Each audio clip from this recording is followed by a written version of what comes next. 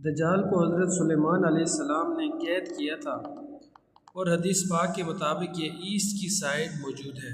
دجال کا فتنہ تمام فتنوں سے بڑا اور خطرناک فتنہ ہے، جس کی بڑائی اور شدت کا اندازہ اس بات سے بھی لگایا جا سکتا ہے کہ وہ ہر نبی علیہ السلام نے اپنی امت کو دجال کے فتنے سے ڈرایا۔ السلام علیکم ورحمۃ اللہ وبرکاتہ۔ ایک بار پھر ویب سیریز قیامت کی نشانی لے کر حاضر ہیں۔ آج جو ٹاپک ہے وہ جگہ سب سے زیادہ بہت ہی وانٹڈ ٹاپک ہے، جس کے لیے سب سے زیادہ کہا گیا، پوچھا جاتا ہے کہ بھائی یہ دجال کے بارے میں قرآن حدیث کیا کہتے ہیں۔ دجال قیامت سے پہلے کب آئے گا، وہ دکھتا کیسا ہوگا اور اس کے معاملات کیا ہوں گے۔ تو آج وہی ٹاپک ہے جس کا کہا جائے گا جس کا آپ کو بہت انتظار ہے، اور واقعی بہت ساری مسکنسیپٹس بھی ہیں، بہت ساری غلط فہمیاں ہیں دجال کے بارے میں۔ تو آج انشاءاللہ آپ کو قرآن حدیث کی روشنی میں یہ بتائیں گے کہ قیامت کی ایک بہت بڑی نشانی وہ ہے کہ دجال کا ظہور ہونا، دجال کا آنا۔ دجال کون ہے، دکھتا کیسا ہے اور کہاں ہے، اور وہ آ کر کیا کچھ کرے گا، بہت کچھ آج آپ کو بتانا ہے۔ انتہائی توجہ کے ساتھ ہمارے ساتھ رہیے گا، اور ہماری اس ویڈیو کو بھی شیئر بھی کیجیے گا۔ ہماری نیکی کی دعوت جو ہے، اس یوٹیوب چینل کو بھی جو ابھی تک جس نے سبسکرائب نہیں کیا، سبسکرائب بھی کر دیجیے۔ ناظرین، بات کو آگے لے کر چلتے ہیں۔ یاد رہے کہ قیامت کی بڑی علامت میں سے دوسری علامت دجال کا نکلنا ہے۔ حدیث مبارکہ میں دجال کا ذکر بہت وضاحت سے آیا ہے، اور کمال کی بات یہ ہے کہ ہر نبی علیہ السلام نے دجال کے فتنے سے اپنی امت کو ڈرایا ہے۔ سرکار دو جہاں صلی اللہ تعالیٰ علیہ وسلم نے اس کی نشانیاں، اس کا حلیہ اور اس کے آنے سے پہلے اور بعد کے جو احوال ہوں اس کو بھی بیان فرمایا ہے۔ انشاءاللہ بڑی دلچسپ آج کی ایپیسوڈ ہے، عبرتناک بھی ہے اور اتھینٹک معلومات بھی ہے۔ سب سے پہلے چلتے ہیں اللہ کے پیارے کلام پاک قرآن مجید فرقان حمید میں۔ اللہ تبارک و تعالیٰ ارشاد فرماتا ہے، ترجمہ یعنی اور ان میں سے کوئی وہ ہے جو صدقات تقسیم کرتے ہیں، تم پر اعتراض کرتا ہے، تو اگر انہیں ان صدقات میں سے کچھ دے دیا جائے تو راضی ہو جاتے ہیں، اور اگر انہیں ان میں سے کچھ نہ دیا جائے تو اس وقت ناراض ہو جاتے ہیں۔ ناظرین، یہ کس واقعے کی بات ہو رہی ہے؟ علماء اکرام فرماتے ہیں کہ یہ آیت ذوالخویسرہ تمیمی کے بارے میں نازل ہوئی۔ اس شخص کا نام حرقوس بن زبیر ہے، اور یہ شخص خارجیوں کا بانی ہے۔ نبی کریم صلی اللہ تعالی علیہ وسلم مال غنیمت تقسیم فرما رہے تھے تو ذوالخویسرہ نے کہا کہ یا رسول اللہ، عدل کیجئے۔ حضور پر نور علیہ السلام نے فرمایا، تجھے خرابی ہو، میں عدل نہ کروں تو عدل کون کرے گا؟ حضرت عمر فاروق رضی اللہ تعالیٰ عنہ نے عرض کی، مجھے اجازت دے دیجئے، میں اس منافق کی گردن اتار دوں۔ پیارے آقا صلی اللہ علیہ وسلم نے فرمایا، اسے چھوڑ دو، اس کے اور بھی ہمراہی ہیں کہ تم ان کی نمازوں کے سامنے اپنی نمازوں کو اور ان کے روزوں کے سامنے اپنے روزوں کو حقیر دیکھو گے۔ وہ قرآن پڑھیں گے اور ان کے گلوں سے نہ اترے گا، وہ دین سے ایسے نکل جائیں گے جیسے تیر شکار سے نکل جاتا ہے۔ پیارے ویورز، یہ اس بدبخت کی گستاخی دراصل اس بدترین فتنے کا پیش خیمہ ثابت ہوئی، جس نے بعد میں امت مسلمہ میں زبردست انتشار پیدا کیا۔ حضرت عثمان غنی رضی اللہ تعالیٰ حضرت اور مولا علی کرم اللہ تعالیٰ وجہ الکریم کے دور خلافت میں اسلامی ریاست کو چیلنج کرنے والے، یعنی اتھارٹی آف اسلامک ریاست کو چیلنج کرنے والے باغی گروہ، در حقیقت اسی کے فالورز نے جنگ صفین کے موقع پر جب حضرت علی کرم اللہ تعالیٰ وجہ الکریم نے خون خرابے سے بچنے کے لیے تحکیم یعنی ثالثی آربٹریشنز کے راستے کو اپنایا کہ چلیں کوئی بیچ میں فیصلہ کر لیا جائے، بیچ کا راستہ نکالا جائے، تو پہلے تو خوارج نے اس کی حمایت کی، مگر جب یہ فیصلہ کر لیا گیا تو یہ خوارج اس کو رد کرتے ہوئے مولا علی کرم اللہ تعالیٰ وجہ الکریم کے لشکر سے بھی نکل گئے۔ آپ کو معاذ اللہ ثم معاذ اللہ کافر کہنے لگے، اور اپنا ایک باغی گروہ تیار کر کے جہاد کے نام پر حضرت علی علی المرتضیٰ کرم اللہ تعالیٰ وجہ الکریم اور امت مسلمہ کے خلاف لڑنے کے لیے کھڑے ہو گئے اور عراق کے ایک علاقے کو اپنا مرکز بنا لیا۔ نفرت کا یہ عالم تھا کہ انہوں نے حضرت علی کرم اللہ تعالیٰ وجہ الکریم کے شہر کو بھی چھوڑ دیا اور جنگلوں میں، صحراؤں میں، پہاڑوں میں گات لگا کر بیٹھ گئے، جہاں وہ اپنے مخالفین کو پکڑ کر ظلم و ستم کا نشانہ بناتے اور انہیں قتل کر دیتے۔ ان کی سرکشی بڑی تو مولا علی کرم اللہ تعالیٰ وجہ الکریم نے صحابہ کرام کا لشکر لیا اور ان خوارج کے خلاف چڑھ گئے اور انہیں شکست دے دی۔ جب مولا علی کرم اللہ تعالیٰ وجہ الکریم کے لشکر نے خوارج کو ختم کر دیا تو آپ نے فرمایا، اس نشانی والے آدمی کو جب بھی تلاش کرو۔ ایک نشانی بتائی، آپ نے لوگ ڈھونڈنے لگے مگر وہ نہ ملا۔ پھر آپ نے فرمایا کہ اس کو پھر جا کر تلاش کرو۔ خدا کی قسم، میں نے نہ جھوٹ بولا نہ ہی مجھے جھوٹ بتایا گیا ہے۔ یہ بات انہوں نے 2 یا 3 مرتبہ کہی۔ ہفتے کے لوگوں نے ایک کھنڈر سے اس نشانی والے بندے کی لاش کو ڈھونڈ لیا، مولا علی کرم اللہ تعالیٰ وجہ الکریم کے سامنے رکھ دی۔ عجب نشانی تھی ناظرین کی، جس کا ایک ہاتھ عورت کے پستان جیسا تھا۔ بہرحال امیر المومنین رضی اللہ تعالیٰ عنہ نے تکبیر کہی اور حمد الہی بجا لائے۔ کسی شخص نے کہا، آپ کے ساتھی نے کہا کہ ہم تھے اسے جس نے خوارج کی نجاست زمین کو پاک کیا۔ وہاں امیر المومنین نے ایک جملہ فرمایا اور یہ پورا واقعہ سنانے کا جو مقصد ہے، اس میں ناظرین سوچ رہے ہوں کہ بات دجال کی ہو رہی ہے اور یہ خوارج والے کچھ ہو گیا۔ تو ابھی حضرت علی رضی اللہ تعالیٰ عنہ نے فرمایا کہ کیا سمجھتے ہو کہ یہ لوگ ختم ہو گئے ہیں؟ ہرگز نہیں، ان میں سے کچھ ماں کے پیٹ میں ہیں، کچھ باپ کی پیٹھ میں ہیں۔ پھر جب ان میں سے ایک گروہ ہلاک ہوگا، دوسرا سر اٹھائے گا، یہاں تک کہ ان کا آخری گروہ دجال کے ساتھ نکلے گا۔ ڈیئر ویورز، دجال ابھی آیا نہیں ہے اور کسی کو پتہ نہیں ہے کہ اس وقت وہ کہاں ہے، لیکن روئے زمین پر ایک صحابی ایسے گزرے ہیں جنہوں نے دجال کو دیکھا بھی ہے اور اس سے ملاقات بھی کی ہے اور اس سے بات چیت بھی کی۔ جی ہاں، اس ملاقات میں کیا کچھ ہوا، کیا دیکھا انہوں نے، کیا سنا، انشاءاللہ یہ پوری تفصیل آپ کو بتائیں گے۔ پیارے آقا صلی اللہ تعالیٰ علیہ وسلم کی زبانی ہمیں یہ پورا واقعہ ملتا ہے کہ ایک مرتبہ پیارے آقا صلی اللہ تعالیٰ علیہ وسلم نے اچانک سڈنلی اپنے صحابہ کرام کو جمع فرمایا اور خطبہ دینے کے لیے ممبر پر تشریف فرما ہو گئے۔ اور یہ وہ ٹائم ہے جس ٹائم پہ نارملی نبی پاک ایڈریس نہیں کیا کرتے تھے، خطبہ نہیں فرمایا کرتے تھے۔ صحابہ بھی حیران تھے کہ آج ایسا کیا ہو گیا کہ پیارے آقا صلی اللہ علیہ وسلم اس وقت خطبہ ارشاد فرمانے لگے۔ نبی کریم صلی اللہ علیہ وسلم نے فرمایا، آج میرے پاس تمیم داری آئے اور انہوں نے ایک ایسی خبر سنائی جس کی خوشی میں مجھے کہ لولا یعنی پیارے آقا صلی اللہ علیہ وسلم کا دوپہر کا کچھ آرام فرمایا کرتے تھے، فرمایا وہ بھی میں نہیں کر سکا اور میں نے چاہا کہ اس خبر میں تمہیں بھی شامل کر لوں۔ بات یہ ہے کہ تمیر داری نے مجھے بتایا کہ وہ 30 افراد تھے اور ایک سکف میں کشتی میں سفر کر رہے تھے کہ طوفان آ گیا اور وہ بھٹک گئے۔ تقریباً مہینہ بھر وہ سمندر میں گھومتے رہے اور ایک دن سورج غروب ہونے کے وقت ایک نامعلوم جزیرے پر ایک نامعلوم آئی لینڈ پر پہنچے۔ انہیں وہاں سیاہ رنگ کی مخلوق نظر آئی جس کے جسم پر بال بہت زیادہ تھے۔ انہوں نے اس سے پوچھا کہ تم کون ہو؟ اس نے کہا میں جاسوس ہوں۔ تو صحابہ نے کہا ہمیں اپنے بارے میں کچھ بتاؤ۔ اس نے کہا نہ میں تمہیں کچھ بتاؤں گا نہ تم سے کچھ سنوں گا، تم اس بت خانے میں جاؤ، وہاں ایک شخص تمہارا بڑی بے چینی سے انتظار کر رہا ہے، وہی تمہیں سب کچھ سنائے گا، بتائے گا بھی۔ پھر وہ سب اندر چلے گئے۔ وہاں ایک شخص سختی کے ساتھ زنجیروں میں جکڑا ہوا تھا۔ اس نے پوچھا تم لوگ کون ہو اور کہاں سے آئے ہو؟ صحابہ کرام نے جواب دیا شام سے آئے ہیں۔ اس نے پوچھا عرب کا کیا حال ہے؟ اور ایک شخص وہاں پیدا ہونا تھا، اس کا کیا حال ہے؟ یعنی نبی پاک صلی اللہ علیہ وسلم کے بارے میں پوچھا۔ صحابہ کرام نے کہا وہ اچھے حال میں اور ابتدا میں ان کی مخالفت ہوئی، مگر اب تو تمام عرب پر وہ غالب ہو گئے اور سارا عرب ایک دین ایک خدا کو ماننے والا ہو گیا ہے۔ اس نے کہا اچھا زہر کے چشمے کا کیا حال ہے؟ انہوں نے جواب دیا وہ بھی اچھی حالت میں ہے، لوگ اسے پانی پیتے اور اس سے کھیتی باڑی بھی کرتے ہیں۔ پھر اس نے پوچھا کہ امان اور بیسن کی کھجوروں کا کیا حال ہے؟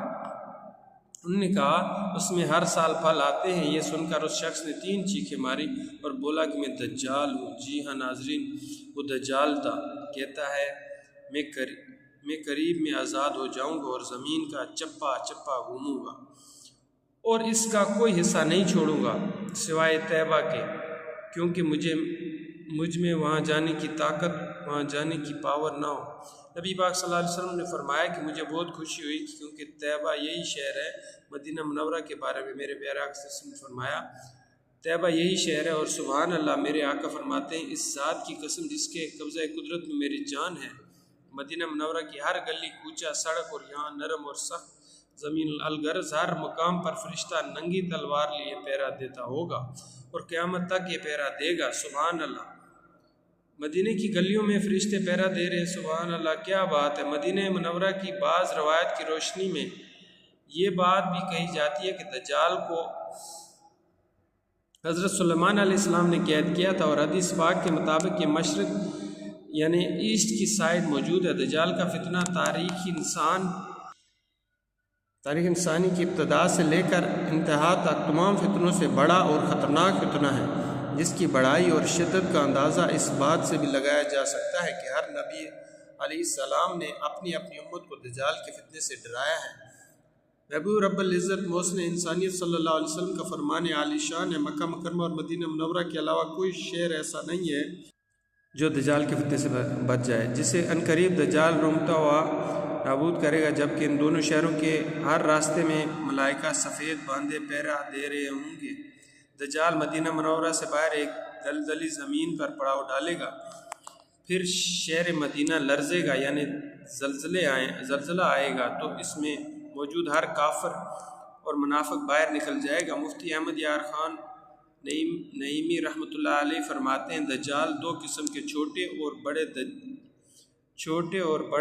چھوٹے دجال بہت ہوں، اور ہر جھوٹا نبی اور جھوٹا صوفی جو لوگوں کو گمراہ کرے وہ دجال ہے۔ بڑا دجال صرف ایک ہے جو دعویٰ خدائی کرے گا۔ جی ہاں، بڑا دجال جو قیامت کے قریب آئے گا وہ خدا ہونے کا دعویٰ کرے گا، لیکن وہ یہ کام بالکل اسٹارٹ میں نہیں کرے گا، بلکہ شروع میں خود کو مومن ظاہر کرے گا، لوگوں کو بھلائی کی طرف بلائے گا، پھر نبوت کا اور آخر کار خدا ہونے کا دعویٰ کرے گا۔ اب تک کی گفتگو سے دجال کا آنا تو ثابت ہو گیا کہ دجال کا آنا سچ ہے اور یہ ہو کے رہے گا، لیکن یہ دکھے گا کیسے، یعنی اس پہ اپیرنس کیا ہوگی۔ مختلف احادیث میں دجال کا جو حلیہ بتایا گیا ہے وہ یہ ہے کہ دجال ایک جوان مرد ہوگا، لمبا قد ہوگا، جسم پر موٹا ہوگا، ایک آنکھ سے کانا ہوگا اور ایک کانی آنکھ ایسی ہوگی جس سے جلا ہوا انگور، اور جبکہ اس کی ایک آنکھ خون آلود ہوگی۔ اس کا سینہ چوڑا ہوگا اور ذرا سا اندر کی طرف دسا ہوا ہوگا۔ دجال کی پیشانی چوڑی ہوگی اور دونوں آنکھوں کے درمیان کافارا یعنی کافر لکھا ہوگا، جسے ہر مسلمان پڑھ سکے گا چاہے اسے پڑھنا آتا ہو یا نہ آتا ہو، اور اس کے جسم پر بہت زیادہ بال ہوں گے اور اس کے بال گنگریلے ہوں گے۔ اس کے دونوں کانوں یعنی ایئرز کے درمیان 40 ہاتھ کا فاصلہ، اس کی دونوں پنڈلیوں کے درمیان فاصلہ ہوگا، اور اس کے دونوں پاؤں کا اگلا حصہ ایک دوسرے سے قریب اور ٹخنوں یعنی ٹخنوں کی طرف سے فاصلہ ہوگا، جس کی وجہ سے یہ بہت عجیب و غریب دکھے گا۔ جہاں نظر پڑے گی وہاں اس کا قدم پہنچے گا۔ اس کی سواری بہت تیز، بہت زیادہ بالوں والا گدھا ہوگا یعنی ڈونکی ہوگا۔ یہ تو تھا دجال کا حلیہ۔ دجال کے آنے سے پہلے کیا حالات ہوں گے، لوگ کس حالت میں ہوں گے، ان کے بارے میں بات کرتے ہیں۔ دجال کے نکلنے سے پہلے دنیا بہت بری حالت میں ہوگی، جیسا کہ حدیث مبارکہ کے مضامین سے پتہ چلتا ہے کہ اس کے نکلنے سے 3 سال پہلے سے اس دنیا میں خوش سالی پھیل جائے گی۔ خوش سالی کا گویا سال پھیل جائے گا، یعنی فرسٹ ایئر کیا ہوگا، آسمان سے 1/3 بارش ہوگی اور زمین کی 1/3 پیداوار روک لی جائے گی، یعنی اب صرف 66% گروتھ ہو رہی ہوگی۔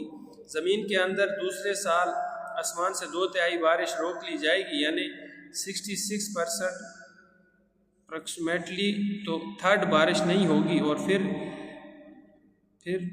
2/3 یا زمین کی پیداوار بھی، اور جو 2/3 ایئر ہو، جو 3rd ایئر ہوگا اس سال کوئی بارش نہ ہوگی، زمین پر کوئی پیداوار نہیں ہوگی، حتیٰ کہ آسمان شیشے کی طرح ہوگا اور زمین تانبے کی طرح ہوگی، اور اس خوش سالی کے سبب تمام چوپائے ہلاک ہو جائیں گے، فتنے اور قتل و غارت گری عام ہو جائے گی، آدمی ایک دوسرے کو قتل اور جلا وطن کر رہے ہوں گے، غذائی قحط یعنی ایک جس کو یعنی فوڈ کرائسس پیدا ہو جائے گا، علمی اور روحانی قحط بھی ہوگا، یعنی فوڈ کرائسس کے ساتھ ساتھ غذائی قلت کے ساتھ ساتھ علمی اور روحانی قحط بھی برپا ہوگا، دین کے معاملے میں لوگوں میں کمزوری پیدا ہو چکی ہوگی، علماء اور دیندار لوگوں کی قلت ہوگی، تب دجال ایسٹ کی سائڈ سے مشرق کی طرف سے ایک اصفہان یا خراسان نامی شہر سے نکلے گا اور زمین پر 40 دن رہے گا، جن میں سے ایک دن 1 سال کے برابر ہوگا اور ایک دن 1 ماہ کے برابر اور اگلا دن 1 ہفتے کے برابر، جبکہ باقی دن سال کے عام دنوں کی طرح ہوں گے۔ اس مدت میں دجال اپنے گدھے پر سوار ہو کر ساری دنیا کا چکر لگائے گا، گدھے کا جسم اتنا بڑا ہوگا کہ دونوں کانوں کے درمیان کا جو فاصلہ ہوگا وہ 40 ہاتھ کے برابر ہوگا، اور اس کی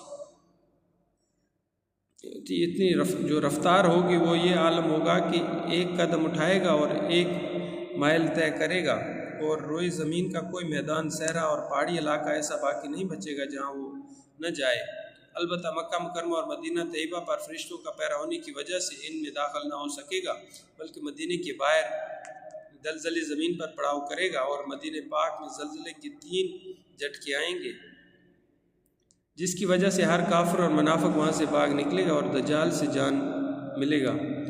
اس روز مدینہ پاک ہر منافق، فاسق، مرد اور عورت سے خالص اور پاک ہو جائے گا، اس لیے اس دن کا نام یوم الخلاص۔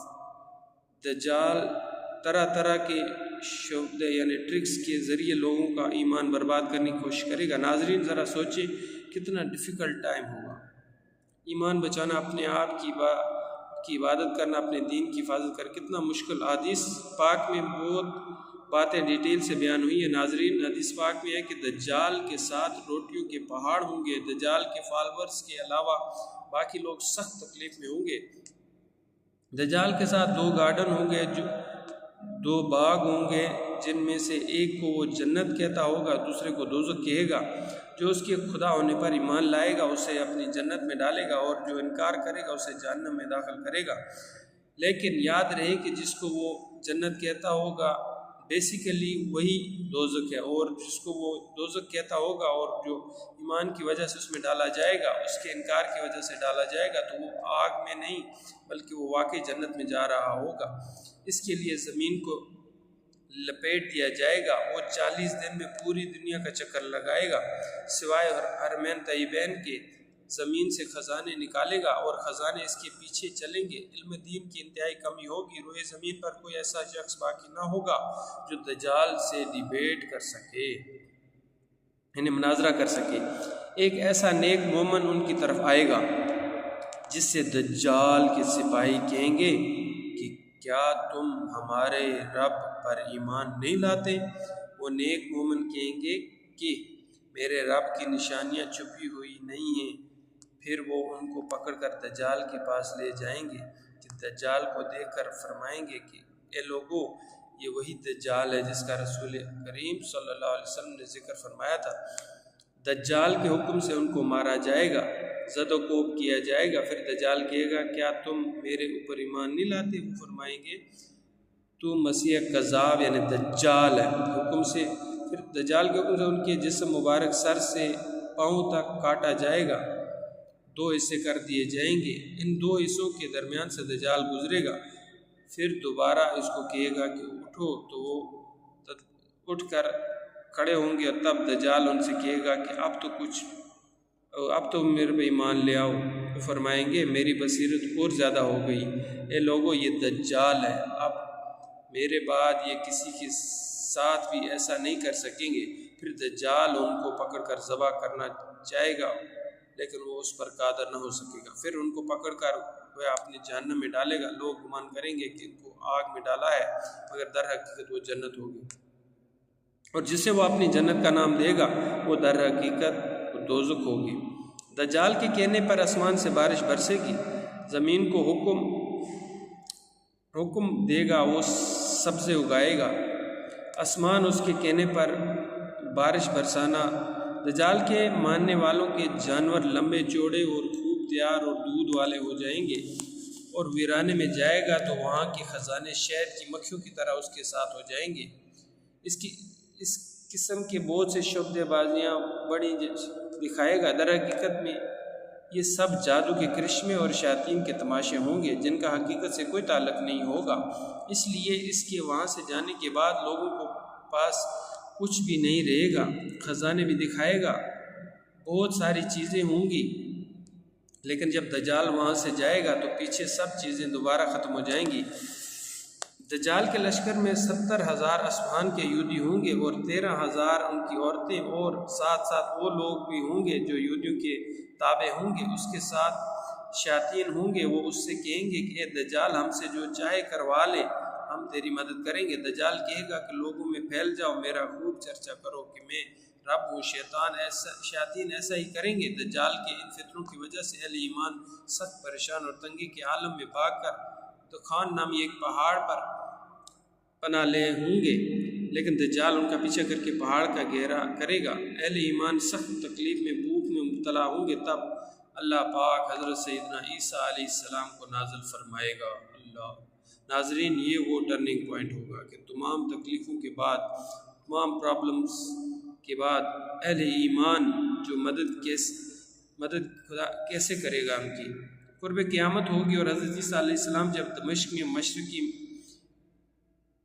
مینار پر نازل ہوں گے، اور اب جب حضرت عیسیٰ علیہ السلام اس دنیا میں آ جائیں گے تو ان کو دیکھتے ہی دجال ایسے گلے گا، میلٹ ہوگا جیسے پانی میں نمک گلتا ہے، میلٹ ہوتا ہے۔ آپ علیہ السلام دجال کو مقام لد پر قتل کریں گے اور اس کے فالور میں سے ایک بھی کسی کو نہیں زندہ چھوڑیں گے۔ یہ فتنہ جو ہے بہت شدید ہوگا۔ ناظرین، نبی پاک صلی اللہ علیہ وسلم نے بھی اس سے پناہ مانگی اور اس کی ترغیب ارشاد فرمائی کہ روایت کی روشنی میں علماء نے دجال سے بچنے کے لیے کچھ طریقے بھی ارشاد فرمائے ہیں۔ آئیے اب وہ باتیں بھی سیکھ لیتے ہیں کہ ہم اس کے لیے کیا کر سکتے ہیں، ہم کیا دعا کریں۔ جو کوئی مسلمان مکہ یا مدینہ میں ہوگا وہ دجال کے فتنے سے محفوظ رہے گا، کیونکہ دجال حرمین طیبین میں داخل نہیں ہو سکے گا۔ بعض روایت میں آیا ہے کہ جو مسجد اقصی یا مسجد طور میں ہوگا وہ بھی فتنہ دجال سے بچا رہے گا۔ نبی پاک صلی اللہ علیہ وسلم نے فرمایا جو سورہ کاف کی پہلی 10 آیتیں یاد کرے گا دجال کے فتنے سے محفوظ رہے گا۔ میں بھی نیت کر لیتا ہوں، آپ بھی نیت کر لیں، پہلی 10 اور سورہ اس کو یاد کر لیں۔ علماء نے مختلف حدیث کی روشنی میں یہ بات بیان کی ہے، فرمایا کہ پہاڑوں اور جنگلوں سے دور رہا جائے، کیونکہ دجال اکثر دھاتوں یعنی ویلز میں جائے گا۔ ان باتوں کے ساتھ ساتھ اللہ تعالیٰ کی تسبیح و تکبیر، ایمان پر ثابت قدمی اور صبر سے بھی دجال سے بچا جا سکے گا۔ اگر وہ کسی کو اپنے آگ میں بھی پھینکے گا تو اس سے چاہیے کہ وہ ثابت قدم رہے، کیونکہ وہ آگ اس پر سلامتی والی ہو جائے گی، یعنی گویا گلزار ہو جائے گی۔ یا اللہ میں اس مشکل وقت میں ہر مسلمان کی مدد فرمانا۔ ناظرین، اس کے ساتھ ہی ہمارے اس امیزنگ ایپیسوڈ کا وقت ختم ہوا۔ نئی ایپیسوڈ کے ساتھ، ایک نئے ٹاپک کے ساتھ، قیامت کی ایک اور نشانی کے ساتھ ہم حاضر ہوں گے۔